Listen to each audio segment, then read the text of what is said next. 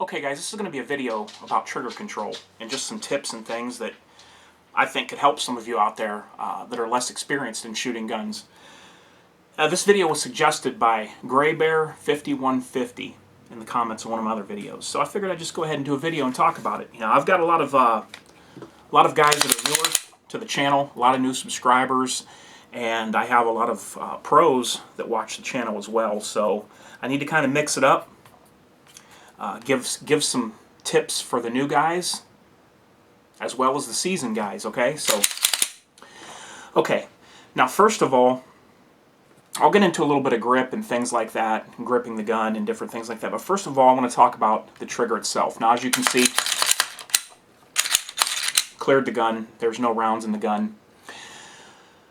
Now basically, when you grip the gun, you want to have a high grip. I'm not going to get into all this right now though, but you want to have a grip high and tight, as high and tight as you can get to the, as close, or up high as far as you can get underneath the slide, as close as you can get, okay?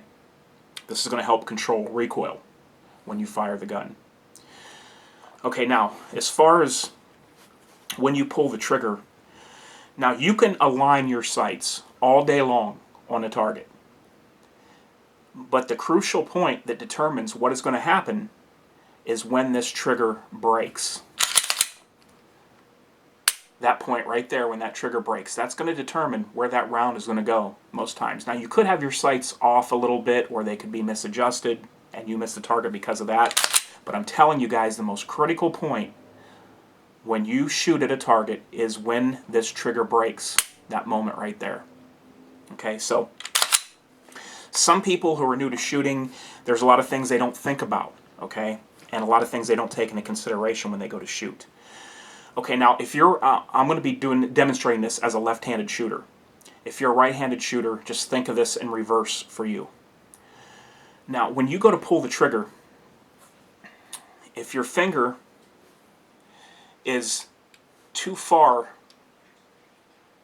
toward this side of the trigger, when the trigger breaks, you're going to have shots that's going to go right this way, okay? If you have too little finger on the trigger, we'll call it. Now, if you have too much finger on the trigger, like you go in here to where to the joint where it bends, too much trigger or too much finger on the trigger is going to pull your shots this way. You see where I'm going with this?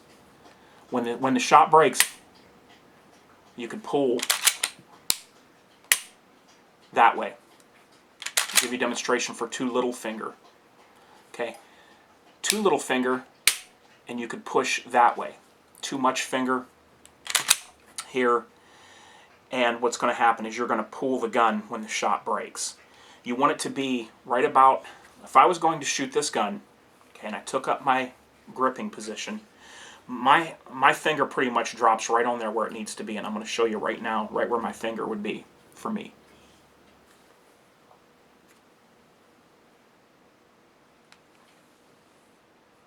Now, I've seen some very, very good shooters that I'd consider to expert status that go in further than this.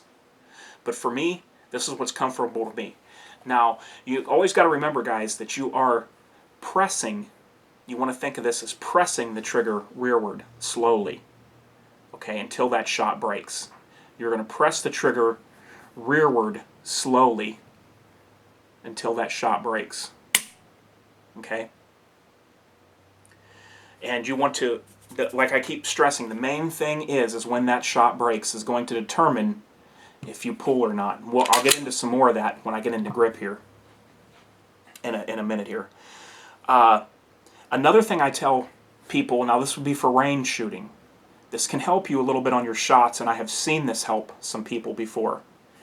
When you're going to shoot your shot, okay, you place your finger in there just like I said how I place mine.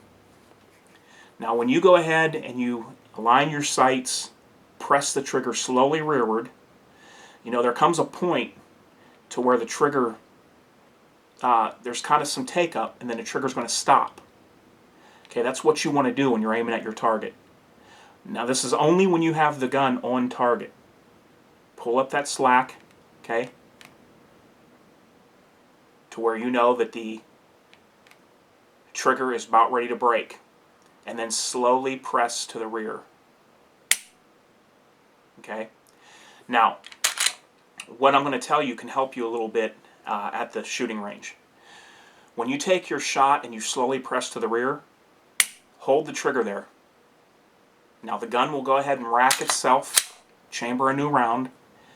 Now slowly let up on that trigger until you feel it get the click right there at the reset point. Now you're already to the point of where the trigger's going to break. Align your sights on target. Press slowly to the rear. Okay? Leave the trigger held back. The gun will rack itself just like it normally would. Slowly let up the trigger until you feel and hear that distinct reset sound, and you're right there on the brink of the trigger breaking. And then aim your sights and let that trigger break nice and slow. Nice slow press to the rear, like that. Okay, now let's talk about grip a little bit. I've done this in a video before, but I've got so many new subscribers, it's going to be worth it for me to tell you guys about this again. Now, when I shoot, and you'll find this from a lot of people, a lot of other people that are very good at shooting online will tell you this, and other places that you can see. Let up the pressure on your little finger. Now, why do we do that? The little finger will cause you to do what's called milking the grip, which is pulling the shot downward, anticipating recoil. I'm going to show you a little demonstration here, and I've done this before. Now, you see with these two fingers right here, if I squeeze hard, it is directly pushing the gun straight rearward. Now, if I take my little finger, what happens when I apply pressure? See how the muzzle of this gun comes down? Now, if I just use these two, it brings the gun straight back rearward, okay, in line. Little finger, milking the grip. See how the muzzle's tipping?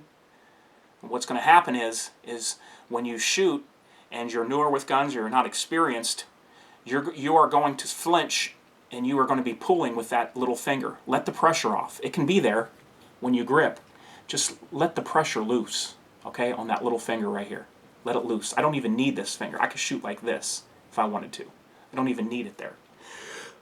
Okay? But I like it to be there. It just feels natural for me to be there, but just loose. See, if I squeeze too hard, it drops the muzzle. But with these two fingers, it keeps everything in line. It pulls straight back. So that's going to help keep you from jerking the gun downward when the shot breaks. And it's going to very much help you when you shoot, especially if you're hitting low. Anybody that's watching this video, if you're shooting low, the next time you go to the range, what I want you to do is take your little finger and let all the pressure off. Get your grip. Get your strong grip like you would normally have, and let all the pressure on that little finger go when you shoot that gun. Take it just a hair away from the bottom of that grip, and now you see if you still pull like you were when that shot breaks. Dry fire practice is good, guys, but I'm not convinced that dry fire practice is a 100% cure-all, because nothing makes human beings flinch and pull more on a shot than an explosion going off 2 feet in front of your face, which is what happens when a round goes off. So you can do dry fire practice, and I believe it can help you. It's going to help you get a feel for the trigger, know where the trigger breaks, know where the reset point is. Yeah, all those things are great, okay? But the thing is nothing is going to condition you like real range fire, just for the fact of the blast, the noise, and the recoil that you're feeling when that round goes off. Okay? That is what can cause you to start flinching at the range. But I do still believe that dry fire practice is good to do. It'll get you familiar with your gun, and definitely get you familiar with that trigger, help you on where to place your finger. Mine knows automatically where to go. Yours may not. Enough dry fire practice with a gun, and keeping your sights still, aiming at something, and you could put a coin on the top of the slide there and do dry fire practice, whatever you want to do. But that's it, guys. I hope this video helped you, and let me know in the comments what you think. Alright, guys, until next time, this is H4T, and I am out.